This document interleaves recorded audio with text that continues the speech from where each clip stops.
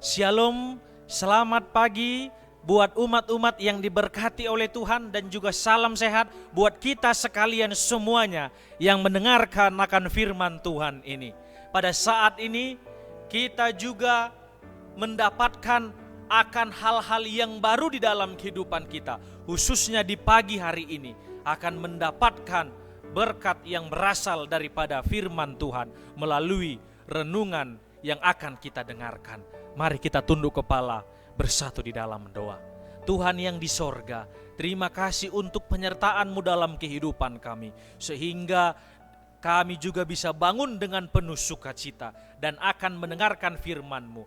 Biarlah ya Tuhan, Rohul Kudus-Mu selalu menjadi bahagian kami masing-masing, supaya apabila kami mempelajari firman Tuhan ini, kami juga bisa mengetahui apa yang Tuhan inginkan di dalam kehidupan ini, dan kami juga bisa melakukan kehendak-kehendak Tuhan di dalam kehidupan kami masing-masing. Biarlah juga hamba-Mu yang menyampaikan berkata-kata sesuai dengan firman-Mu. Di dalam nama Yesus kami sudah berdoa dan mengucapkan syukur.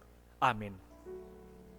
Judul perenungan kita pada saat ini ialah bagaimana supaya mendapat keampunan dosa.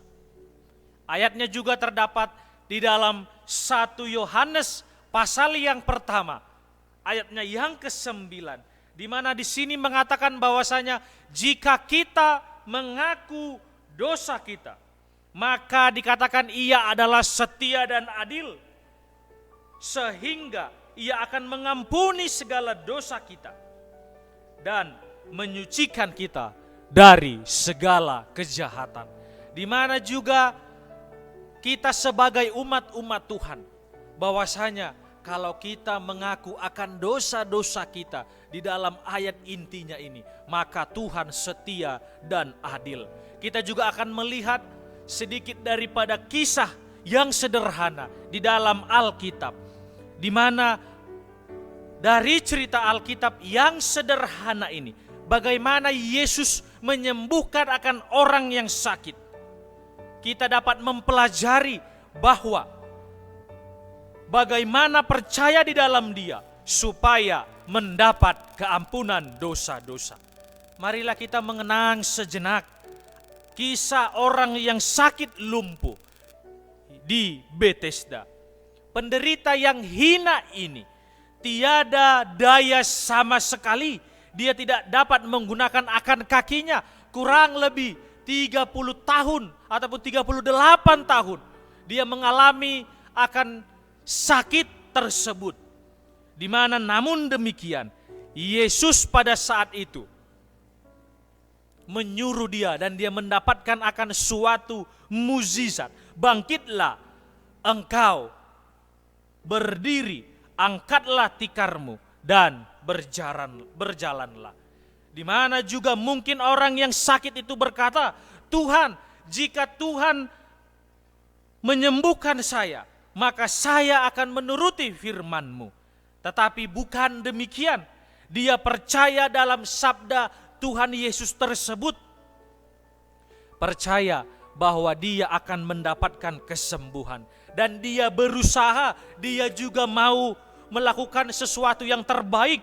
Dan dia juga mendapatkan akan mukjizat yang berasal daripada Yesus. Dia melakukannya sesuai dengan firman Kristus dan Tuhan memberi kuasa. Ini juga terdapat di dalam buku Kebahagiaan Sejati, di mana juga kita sebagai umat-umat Tuhan, kita adalah orang-orang yang berdosa.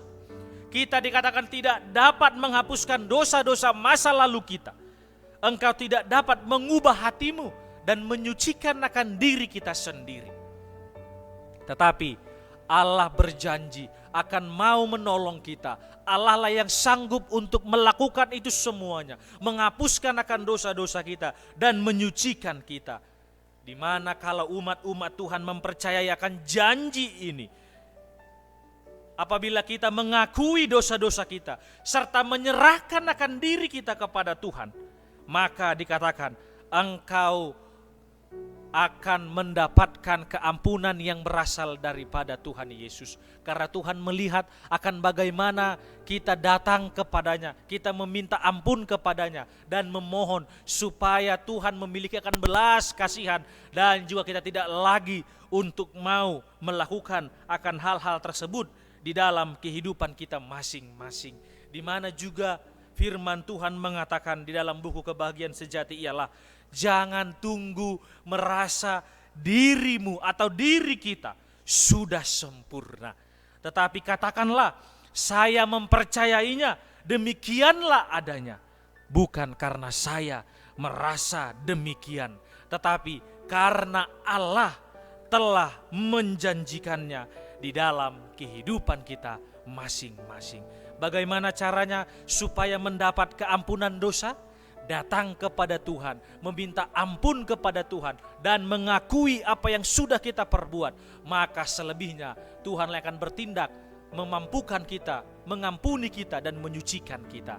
Tuhan Yesus memberkati kita. Amin.